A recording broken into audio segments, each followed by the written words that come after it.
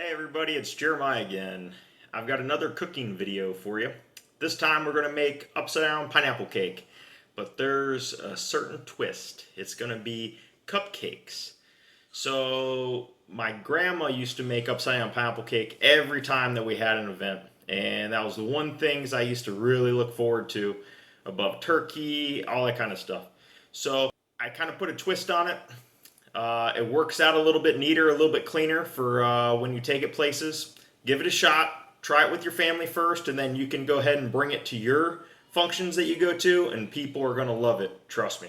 All right. Thank you guys. Have a good day. Okay, guys. First off, we're just going to start off with a box of classic yellow. Make sure it says moist cake mix.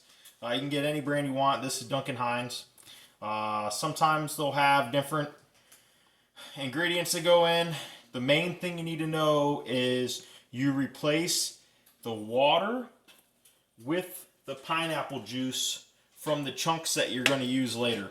I personally like to taste Doles, and they're chunks. Okay, so instead of 1 cup of water, this size can, 20-ounce can, it's almost exactly 1 cup of pineapple juice that they put in every can. So we'll start off with that. So get your batter out.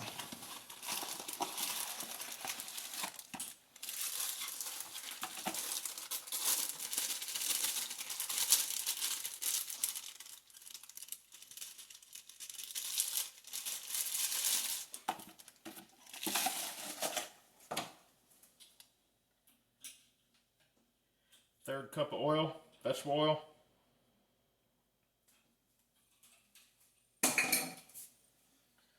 I just partially open the lid of the can just so it strains it out. Pour in your juice.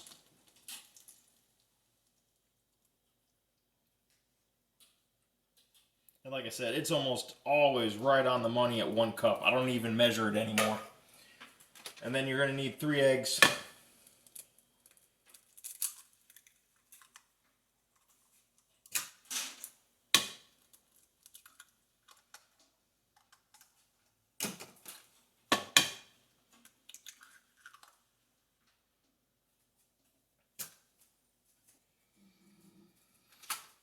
Okay, I've got one of those big KitchenAid mixers, but I tell you what, for little stuff like this, I just use my cheapy mixer.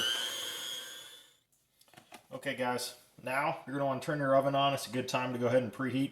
Like I said earlier, dark pan. So this is calling for 325 for a dark pan. And then cupcakes here, 18 to 21 minutes. Alright, so the first step we're going to do here is you're going to need about a stick of butter.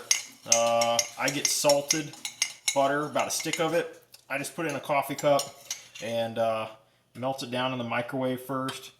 And it takes about a tablespoon per little cupcake thing. Do not use the little cupcake liners. I tried that once thinking that it'd make life easier, and all of the brown sugar and all of that stuff just kind of sticks into the paper, and it doesn't pull off nice and neat like you would think. So the only way to do it is just to go straight into the pan. Okay, now that the butter's in here, go ahead and get your brown sugar. And we're going to do the same thing. 1 tablespoon brown sugar per little cupcake area.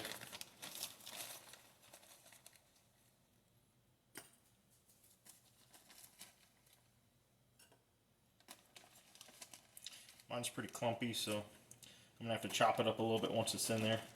It was out of the fridge. I tried beating it on the counter a little bit, but it wasn't cooperating.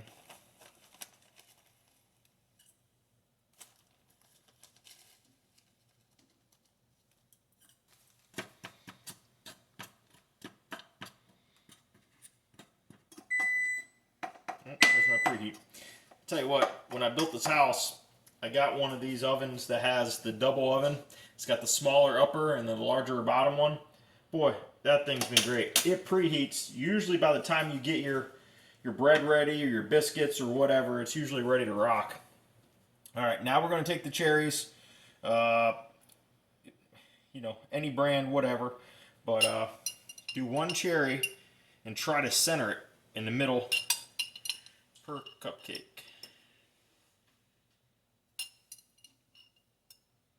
Okay, cherries are done.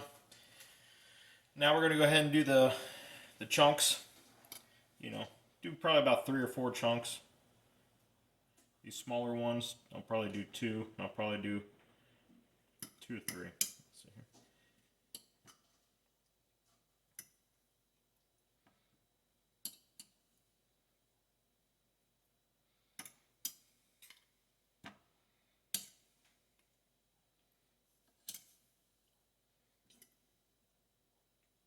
Okay, next is our batter.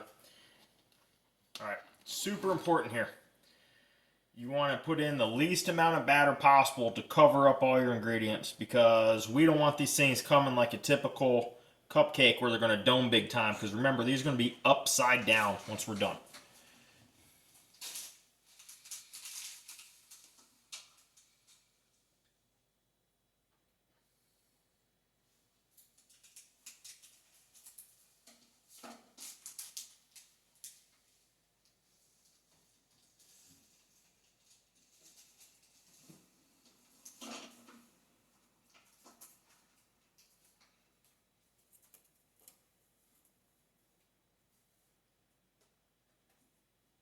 We have to use a butter knife anyway afterwards to kind of go around the outside to break the crust, and they should slide right out. Half the time I have spray, half the time I don't. So let's throw them in 18, 19 minutes.